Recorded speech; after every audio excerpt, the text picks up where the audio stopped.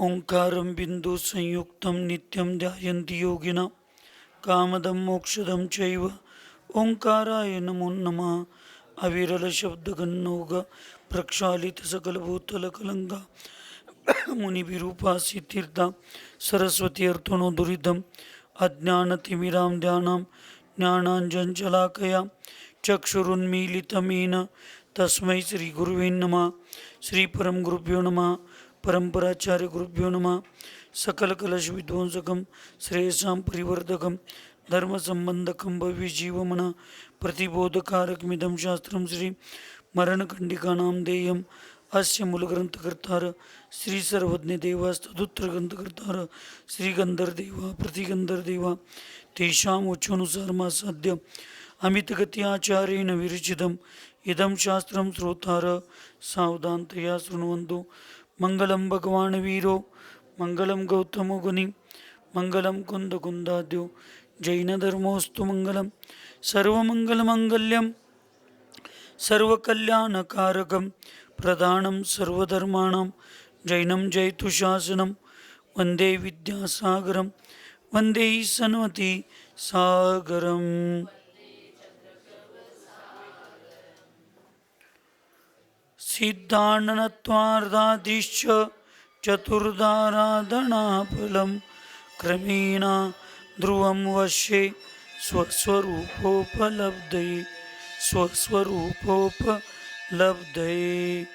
पंच परमेष्टि भगवान की, अहिंसामय विश्व धर्म की, सिद्धांत शास्त्र की, चारित्र प्रथम परम पूज्य आचार्य भगवान अमित गति महामुनिराज की, चारित्र चक्रवर्ती प्रथमाचार्य शांति सागर जी महाराज की, संत शिरोमणि आचार्य गुरुवर विद्यासागर जी महाराज की, शांत मूर्ति वत्सल रत्नाकर आचार्य गुरुवर सन्मति सागर जी महाराज की, 3,9 करोड़ महामुनिराजों की,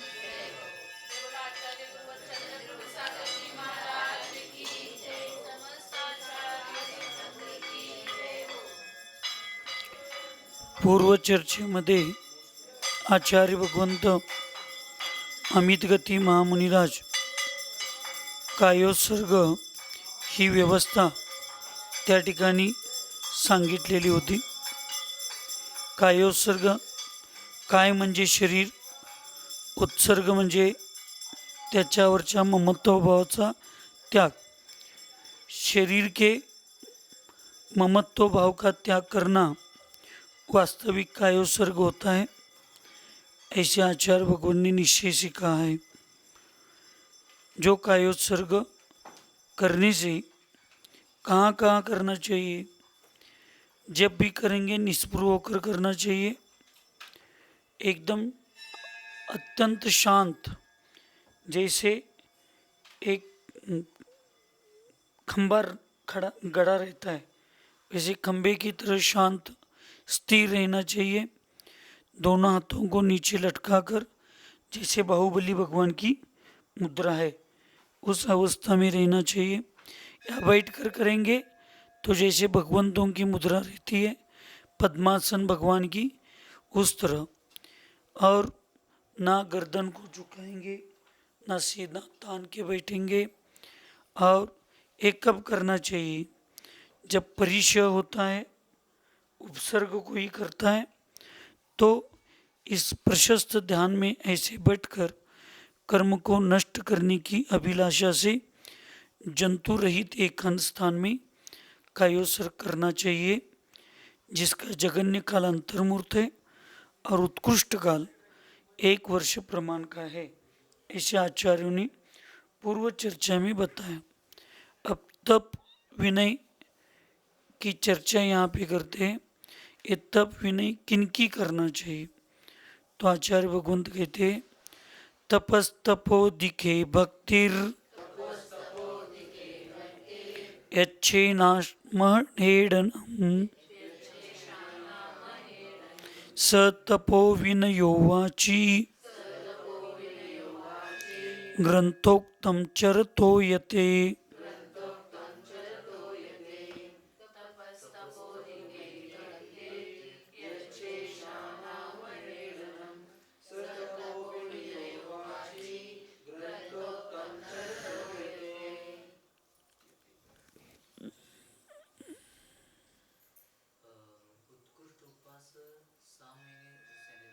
हं.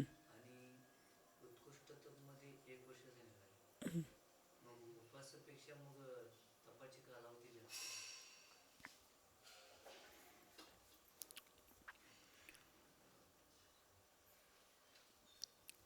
आहे. बाहुबली भगवान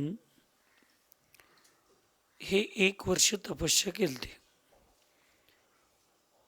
उत्कृष्ट उपवासाचा काल हा आदिनाथ भगवंतांनी घेतलेल्या प्रथम तीर्थंकरांनी दीक्षा घेतल्यानंतर 6 महिन्याचा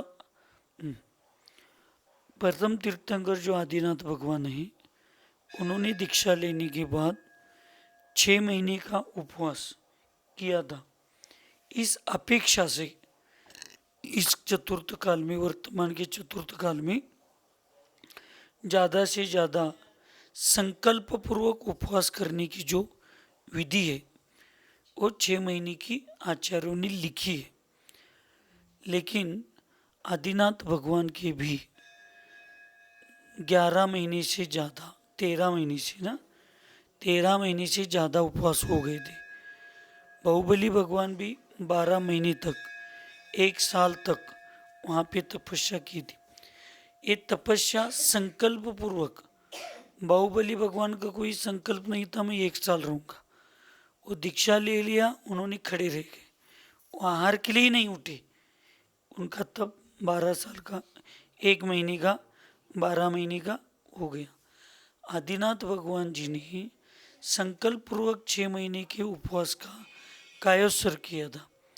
इस अपेक्षा से वहाँ पे 6 महीने के उपवास के उत्कृष्ट काल बताया गया।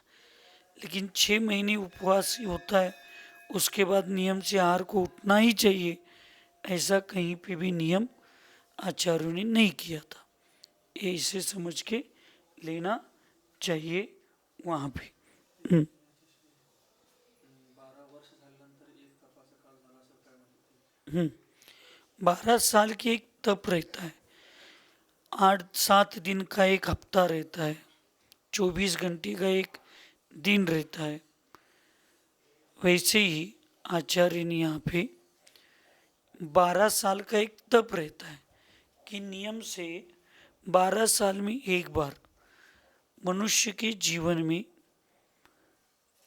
विचारों में परिवर्तन आता है। हाँ, तो उस 12 साल में एक बार परिणामों की विचित्रता का निर्माण होता ही है। इसलिए जैसे नए साल आने पर भगवान की पूजा करना चाहिए, गुरुओं को आहार देना चाहिए, ऐसे एक मन में, क्योंकि और दिन की शुरुआत भगवान के दर्शन से करेंगे तो दिन अच्छा जाता है। साल की शुरुआत भगवान की पूजा विधान आदि करेंगे तो अच्छा हो जाता है, ऐसी एक भावना है। वैसे 12 साल का एक तप होता है। उस तप के बाद नियम से कम परिवार में या समाज में 3 दिन या 3 दिन से ज़्यादा का एक अनुष्ठान होना चाहिए, ऐसे प्रचलित मत है। वैसे आगम में कहीं अभी सिद्धांत में पढ़ने के लिए जितने हमने शास्त्र का अध्ययन किया है उसमें नहीं आया। उससे हमने जो नहीं किया है उस ग्रंथों में अभी तक आया होगा तो उसके बारे में हम नहीं बोल सकते। लेकिन ये प्रचलित मत है, जो मत सम्यक दर्शन के वृद्धि के लिए, जो मत साधना के वृद्धि के लिए, जो मत भगवान के भक्ति के लिए निमित्त होता है, उसको कभी आगम में देखने का प्रयास नहीं करना। आगम में किस वस्तु को देखना चाहिए? जिस विधि से या जिस श्रद्धान से सम्यक तुम्हें कहीं दोष लगता है क्या, उसकी कोई जिज्ञासा शंका उत्पन्न होती है क्या, तो आगम खोलना चाहिए।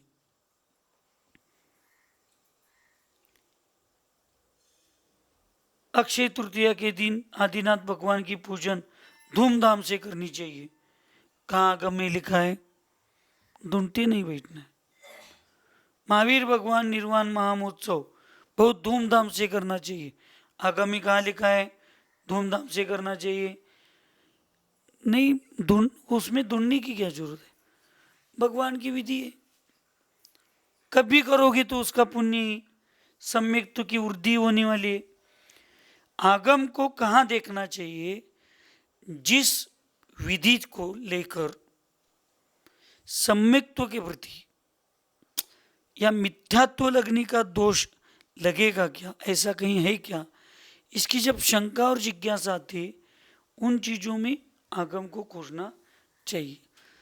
बाकी जो चीज है ही जिससे निमित्त है या नहीं, मान लीजिए आगम में नहीं लिखा है 12 साल के बाद एक बार अनुष्ठान करना चाहिए, ऐसे आगम में नहीं लिखा है, और आपने 12 साल में एक बार अच्छा अनुष्ठान किया तो पाप लगने वाला है।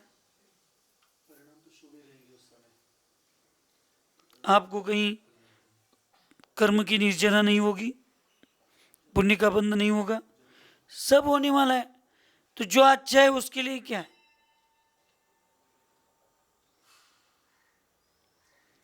पंचम काल में 2 बार खाने का एक सामान्य नियम बताया।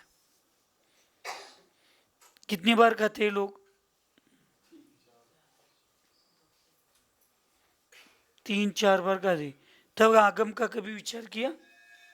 2 बार ही खाने के लिए बताया, मैं 3 बार क्यों खाऊं? कोई भी विद्वान, शास्त्री, सम्यक दृष्टि जीव कोई भी हो, कभी सोचता है? खाने पीने के लिए तो कभी आगम की तरफ हम देखते नहीं। धर्म और कार्य की जो वीतराग, भगवान की पूजा है, अच्छा अनुष्ठान है, जाप है, स्वाध्याय है, ये सब करते समय आगम में कहाँ लिखा है? आगम में कहाँ लिखा है? तो आगम में कहाँ लिखा है, कब लिखा है, एक कौन सी चीज को लिए करना चाहिए? ऑडिटर जो होता है, ऑडिटर सीए, उसके सामने आप 10 पेज रखे हो, मुझे भी लोग ऑडिटर के दे इसलिए मैं बता रहा हूं, मेरे सामने भी 10-15 पेज किसी भी चीज के ला कर रखो। अब वो नेचुरली मेरे कर्म का उदय ऐसा है, जहां गलती है वहीं पे मेरे हाथ रुकते हैं, और 10-15 पेज भी मेरे सामने हिसाब किताब ला कर रखेंगे तो जहां गलती है वो 2 मिनट में मैं ढूंढ के निकाल लूंगा। कर्म का उदय दूसरों की गलती देखने के लिए ही शायद मेरा जन्म हुआ होगा, तो मुझे वो मालूम नहीं। लेकिन ऐसे सम्यक दृष्टि जो रहता है वो हर चीज में आगम देखता है। क्या जहां पे मेरे सम्यक्त्व को दोष लगने का कहीं शंका उत्पन्न होती है, ऐसे समय आगम देखता है, ये समझना चाहिए। जैसे आचार्य श्री एक साधु दीक्षा लेकर 12 साल हो गया, हम्म, तो एक तब पूर्ण हो गया ऐसे कहते हैं, हम्म। तो साधुओं को क्या अनुष्ठान करना चाहिए उस समय? निश्चय से कहा गया है कि उनको गुरु के सामने बैठकर 12 तप का एक प्रतिक्रमण रहता है, तपक प्रतिक्रमण, वो तप प्रतिक्रमण करना चाहिए। अब उस तप प्रतिक्रमण की विधि हम 2-3 बार सोचकर चले गए आचार्य भगवान विशुद्ध सागर जी के पास कि तप प्रतिक्रमण क्या होता है और कैसे करना चाहिए, लेकिन वहाँ उनके पास जाने तक उस मूर्ति में रहता था, वहाँ जाने के बाद ऐसा कोई एक विषय चर्चा में निकलता था तो ये विस्मृत हो जाता था और उसके बारे में 1-1 घंटा चर्चा चलती थी। लेकिन उसके बारे में अब आपने फिर स्मृति में लाया है, तो अभी कोई जाएगा तो आचार्य जी के पास या आचार्य भगवान समय सागर जी महाराज जी हैं आदि जो बड़े बुजुर्ग आचार्य हैं अनुभवी, उनके पास अपन लिखित रूप से पत्र से निवेदन भी करेंगे तो उन लोगों का आशीर्वाद और मार्गदर्शन मिल सकता है। लेकिन युग प्रतिक्रमण कहते हैं उसको। वो 12 साल में एक बार पूरा संघ अगर एक जगह आएगा और पूरा संघ मिलकर वो करेगा तो उत्कृष्टता के साथ सबकी शुद्धि होती है। नहीं तो कम से कम जितने लोग हैं उतने लोग तो सब बैठकर वो करना चाहिए। प्रतिक्रमण के अलावा कुछ कर सकते हैं? आगम में तो प्रतिक्रमण और साधना ही बताई है। वो प्रतिक्रमण के बाद ही साधु आचार्य भगवंत उनको साधना कह सकते, क्योंकि अनुष्ठान साधु का ध्यान और अध्ययन का ये पूजा करना, विधि विधान कराना, ये यानी अपने दोषों के निवारण के लिए ये 12 साल के, इसमें साधु का कोई रोल ही नहीं है। क्या करोगे आप साधु? किसके पास मांगोगे विधि के लिए द्रव्य? एक दोष धोने के लिए फिर नया दोष करने लगाना पड़ेगा। तो साधु को दो, गुरु के आशीर्वाद से प्रतिक्रमण और गुरु के आशीर्वाद से जो मिलता है साधना प्रायश्चित, वही करनी चाहिए, ऐसे आगम में तो लिखा है। अब ये साधु हर जगह पूजा पाठ से दोष दूर होते, दूर जो होते, ये श्रावकों के प्रायश्चित के विषय है, साधुओं के प्रायश्चित के विषय नहीं है।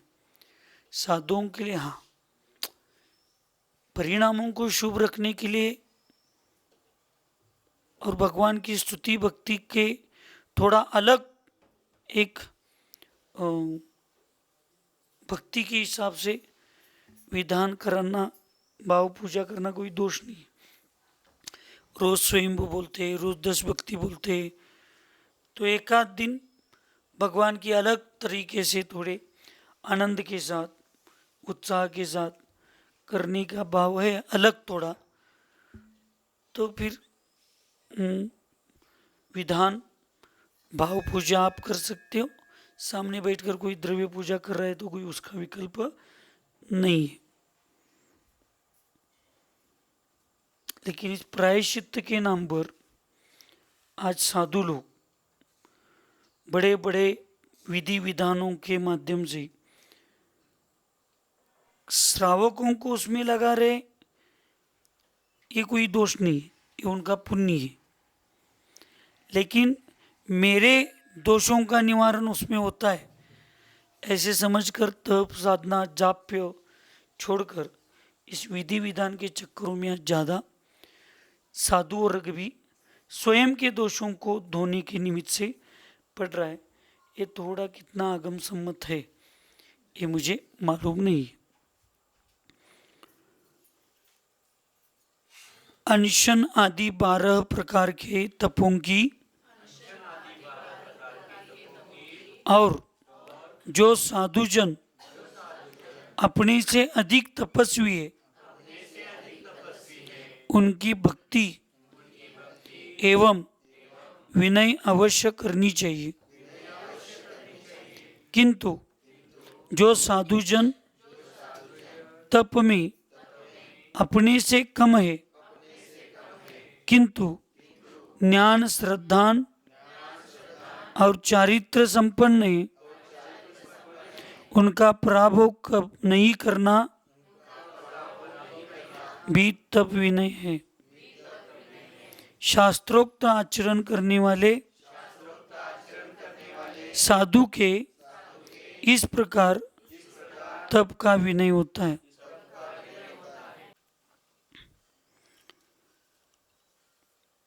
इतकी महत्वाचा विषय आचार्य भगवंतांनी इथे सांगितले। अनशन आदि 12 प्रकार के जो तप है, अंतरंग 6 और बहिरंग 6, ऐसे साधुजन जो ये 12 प्रकार की तपस्या कर रहे, जो अपने से अधिक है, अपने से ज्यादा तप करते, उनकी भक्ति एवं विनय अवश्य करना ही चाहिए। ये तो करना ही चाहिए, ये धर्म नहीं, एक कर्तव्य है। ये क्या है? अपने से बड़ों की सेवा करना एक कर्तव्य ही है, इसको हम धर्म समझ के बैठे। किंतु जो साधु तप में अपने से कम है, किंतु सम्यक दर्शन, सम्यक ज्ञान और सम्यक चारित्र, इस रत्नत्रय आराधना में वो संपन्न है, तप नहीं करता, लेकिन रत्नत्रय की साधना वो अच्छे से कर रहा है। समय पे सामायिक पे बैठ रहा है, समय पे स्वाध्याय करता है, समय पे उठते हैं, समय पे सोते हैं, जो सब क्रियाएं, प्रतिक्रमण है, देव वंदनाएं हैं, ये सब समय पे कर रहे। रत्नत्रय की साधना अच्छी है, बस उपवास नहीं करते, तपस्या नहीं करते, धूप में जाकर खड़े नहीं रहते, आदि तप कम कर दे, तो ऐसे साधु को भी उसको नीचापन नहीं दिखाना। तुमसे क्या करते हो? साल में तो 4 उपवास करते हो, क्या आता है तुम्हें? क्या करते हो साधना? कभी 2-3 घंटे की सामायिक किए? ऐसे करके अपनी साधना का अहम भाव बढ़ाने। कभी षट रस की त्याग करके मालूम है तुम्हें? भाई तुम सब करते हो, लेकिन बाकी कुछ करते ही नहीं, बस तप ही करते हो।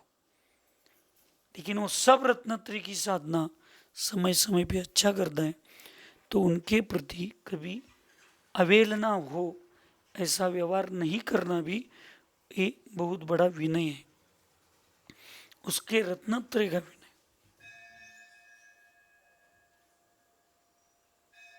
दो परिचय ध्यान में रखना, और दोनों परिचय सहन करने की क्षमता इसमें बैठे हुए बहुत कम लोगों में, शायद मैं भी हो सकता हूं, अगर आपकी दृष्टि में वैसे लगता होगा तो।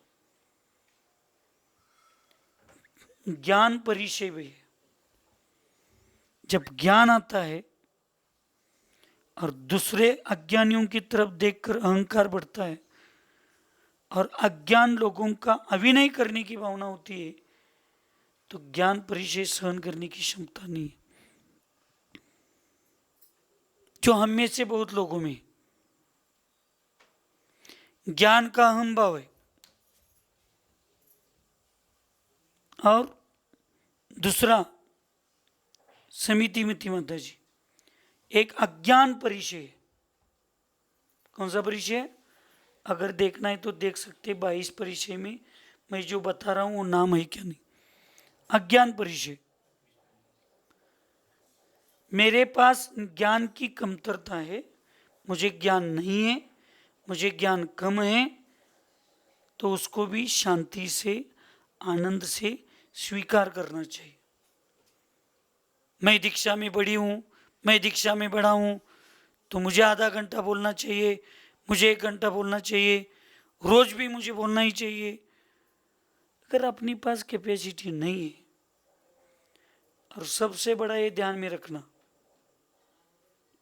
अगर मैं बोल रहा हूं, मैं बोल रही हूं, अगर ये किसी को समझ में ही नहीं आ रहा, तो साधु का, संघ का और समाज का समय बर्बाद करने का पाप लग जाएगा।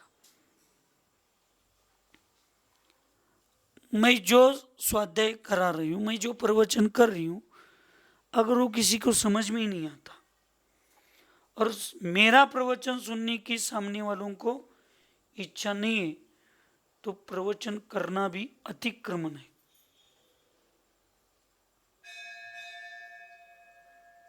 ऐसे आगम बताता है। कभी कभी मेरे माध्यम से भी होता है अतिक्रमण, कई बार मेरे साथ बोलने की, कई बार बैठने की, कई बार लोग मुझे टालने का प्रयास कर दे, लेकिन फिर भी मैं जबरदस्ती से उनके साथ बोलना, उनके साथ कुछ व्यवहार करना करता हूं। ये सबसे बड़े अज्ञानता का लक्षण है कि सामने वाले की इच्छा नहीं है तो मैं जबरदस्ती से क्यों उनके सामने ये कर रहा हूं। नहीं करना चाहिए। अपने अज्ञान परिचय को समझकर उसको आनंद से स्वीकार करना चाहिए। ठीक है, आपको सरल सागर जी का सुनना है, सुनो। हमने क्या दीक्षा ली, क्या हमने घर छोड़ा है? आप हमारी सुनोगे? बहु ज्ञानी है सरल सागर, सुनो, उसकी सुनो आप। ये तिरस्कार है ज्ञानी के प्रति, ज्ञान के प्रति, श्रोता के प्रति, सबके प्रति। आचार्य जी के समाधि के दिन कुछ कार्यक्रम लाइव चल रहे थे। वास्तविक नियम था सरल सागर जी को दिव्य ध्वनि कराने का, लेकिन उन्होंने आकर निवेदन किया, आचार्य जी आज आप कीजिए। एकाध गलत हो गया तो धर्म की प्रभावना हो जाएगी।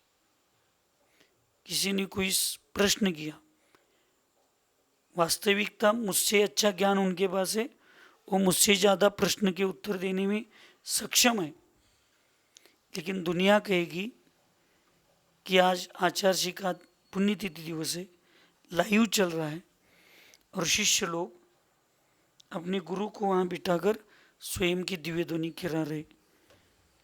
वो उनके समझ में आ गया और उन्होंने नम्रता के साथ, मुझे सम्मान देने से मैं नहीं लूँगा, इससे अच्छा उन्होंने कहा कि किसी ने कुछ प्रश्न पूछा और उसका जवाब नहीं देने के लिए आएगा तो जिन धर्म की अब प्रभावना हो जाएगी। इसलिए आप ही आज कीजिए, कल काम देखेंगे। ये विनय होता है। मैं उनका अज्ञान नहीं बता रहा हूं, ये नम्रता होती है। और यही सबसे बड़ा कारण हरि का संग में जो विकल्प हो रहे, उसके पास ज्यादा क्यों लोग बैठते, मेरे पास क्यों नहीं बैठते, उसको ही वो क्यों ज्यादा बोलते है, हम क्यों कम बोले, हम बड़े हैं। अरे है तो है, आप बड़े, इसका कोई थोड़ी ना अस्वीकार कर रहा है। लेकिन जिन धर्म की प्रभावना में हमने अरद बली महाराज जी का बताया था समडोली में, आप लोग नहीं थे। मैं ब्रह्मचारी था, ब्रह्मचारी, और मैं वहां गया था तो अरद बली महाराज जी पहले दिन मुझे प्रवचन करने के लिए बताया तो मैंने कर दिया, लेकिन लोग आने के लिए समय लगता है। जब मेरे प्रवचन खत्म हो गए तो लोग ज्यादा आने लगे, यानी स्पीकर सुनकर आते थे। तो अपने संघ के अन्य साधुओं को दूसरे दिन से पहले प्रवचन करने के लिए बताए, और जब लोग ज्यादा आएंगे तो मुझे कहते थे आप करो। मैंने कहा महाराज जी ऐसे कैसे, ये प्रोटोकॉल उल्टा हो जाएगा।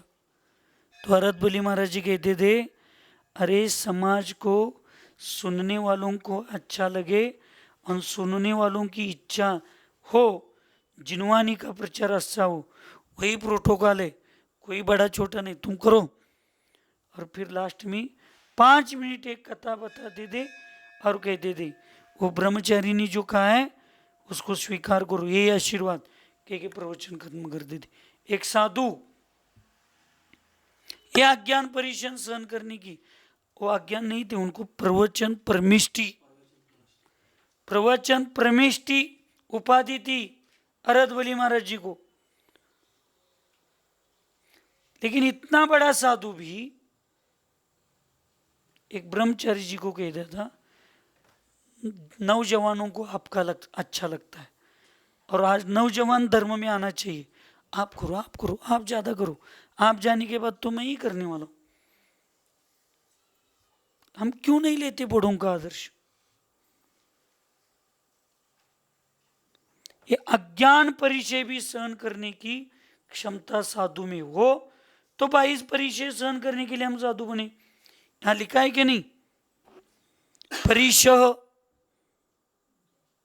तो ऐसे अज्ञान परिचय के समय भी शांत बैठकर आनंद भाव से दूसरों को सुनना, दूसरों से सुनकर लेना, ये भी बहुत बड़ा तप है।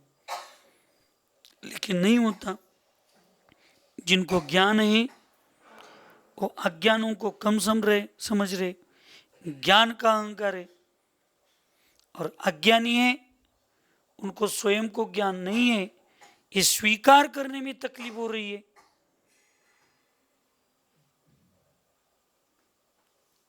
कभी नहीं होना चाहिए।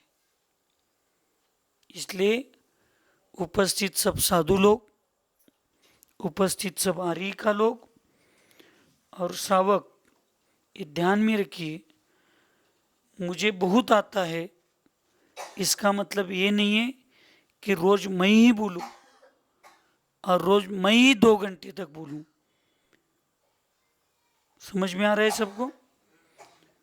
मैं ही बोलूं और मुझे ही बोलना चाहिए, ऐसा कोई नियम नहीं है।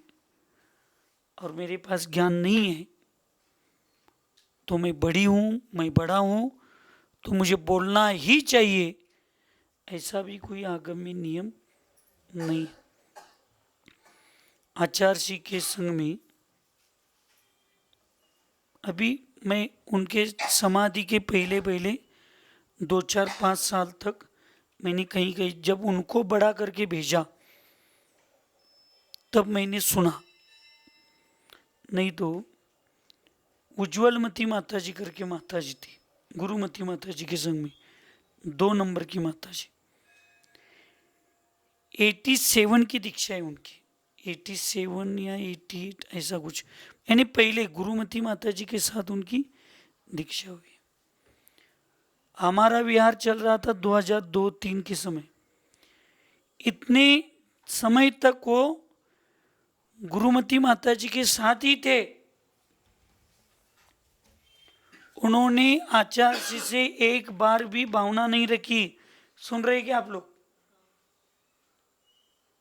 शायद है या मुझे ऐसे कुछ बीमारी के तो सुनने मिली थी, लेकिन 2-3 साल पहले कुछ समाधि कुछ मालूम नहीं, अपन उसके बारे में नहीं बोल सकते। लेकिन 2009 तक 8 तक मेरी दीक्षा होने तक वो बड़ी माता जी के साथ रहते थे। अब मुझे बताइए 87 कहा और 2008 का 20 साल, 20 साल वो बड़ी माता जी के साथ रहे। उनके बाद दीक्षित अरिकाएं अलग अलग होकर आचार्य ने उनको बड़ा करके भेज दिया, लेकिन एक बार उनकी भावना नहीं हुई। उनका शरीर देखेंगे तो यहाँ पे दिखाने जैसा कोई नहीं है। ये जुगड़े तई आती, जुगड़े तई ऐसा शरीर, बस उनकी हाइट ज़्यादा थी, उतना पतला शरीर। कमंडल वीर सागर जी का है, ऐसा कमंडल उनके हाथ। लेकिन आचार्य से दर्शन करके दक्षिण को यात्रा करके निकलने के लिए निकली तो पुनः आचार्य जी के पास जाने तक उन्होंने कभी कमंडल अपना किसी के हाथ में नहीं दिया, पूरी दक्षिण यात्रा में। और हफ्ते में 2-3 बार नीरस आहार, सामायिक के लिए कभी दीवार का आधार नहीं।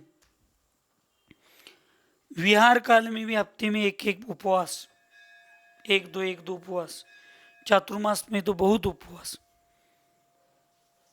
स्वाध्याय में बैठे तो शांत। कभी कोई पूछेगा माता जी आपकी क्या, आपकी, तो उतना ही 2 मिनट उठकर सही जवाब देंगे, शांत। हमने कभी उनको 3-3.5 साल हमने विहार किया, एक बार प्रवचन करते नहीं देखा। कितना ज्ञान को सहन करने की क्षमता है। ज्ञान होते हुए भी कितने संयम और गुरु के आदेश, अपने से बड़ों के प्रति आस्था है। उनको नहीं लगता था मेरा ज्ञान है तो मुझे प्रवचन करना चाहिए, स्वाध्याय करना चाहिए, मुझे प्रभावना करनी चाहिए। उनके पास क्षमता नहीं थी, सब थी, लेकिन नहीं। अपने से बड़े हैं तो जितना साधना करने की क्षमता है उतनी क्षमता से साधना करो, ये उन्होंने सीखा। इसलिए ज्ञान परिचय, अज्ञान परिचय, आक्रोश परिचय, ये सब सहन करने की क्षमता होनी चाहिए। ये सबसे बड़ा तप है। उपवास आदि तप है ही, लेकिन ये परिचय सहन करने से कर्म की निर्जरा ज्यादा होती। लेकिन हमें किसी का बड़प्पन ना देखा जाता है, ना अपने बड़प्पन के प्रदर्शन को किए बिना रह जाता है, और ये दोनों भी साधुता के लिए हानिकारक है। गुरुता होते हुए भी लघुता से जो जीता है वही प्रभुता को पाता है। सब बड़े लोग सुन लीजिए, बड़े बनने की इच्छा है वो भी सुन लीजिए, जो बड़े हैं उनका अहंकार है वो भी सुन लीजिए। बड़े होते हुए भी छोटों के जैसे रहने की जिनमें भावना है वही भगवान पात होते, अन्य कोई भगवान नहीं होता। भगवान बनने के लिए कोई नियम नहीं, बाहुबली जैसे 1 साल तक खड़े रहो, उपवास करो। अंतकृत केवली ना, अंतर्मूर्त में दीक्षा के बाद केवली होते, उन्होंने कहा साधना की, लेकिन उनका विनय। इसलिए अपनों से बड़ों की विनय करना कर्तव्य है, और अपनों से छोटों की विनय करना धर्म है। अपने से शक्तिशाली को क्षमा करना क्षमा धर्म है क्या? क्या है क्षमा व्याख्यान? क्षमा की व्याख्यान प्रवचन में अपन क्या करते? अपने से छोटों को क्षमा करना उत्तम क्षमा है। वैसे अपनों से बड़ों के प्रति विनय भाव रखना ये धर्म है, ये तो कर्तव्य है। और अपनों से छोटों का विनय करना ये वास्तविक विनय धर्म है। बड़ों का ही विनय करने की बात दूर किए, और छोटों का तो वो तो दूर की नहीं, हमारी लिस्ट में ही नहीं है, फिर कैसे जीवन हमारा होगा? इसलिए शास्त्रोक्त आचरण करने वाला साधु भी इस प्रकार तब से विनय करे कि रत्नत्रय की साधना करने वाला, लेकिन जिसके पास तप करने की थोड़ी क्षमता नहीं है, ऐसों के प्रति अपन ज़्यादा तप कर रहे तो ऐसे लोगों के प्रति ज़्यादा कभी विकल्प नहीं करना चाहिए, वास्तविक उनका विनय करना चाहिए। सुखी रहे सब जीव जगत में, कोई कभी न घबरावे, वैर पाप अभिमान छोड़ जग, नित्य नई मंगल गावे। ओम नमः, सबको क्षमा सबसे क्षमा।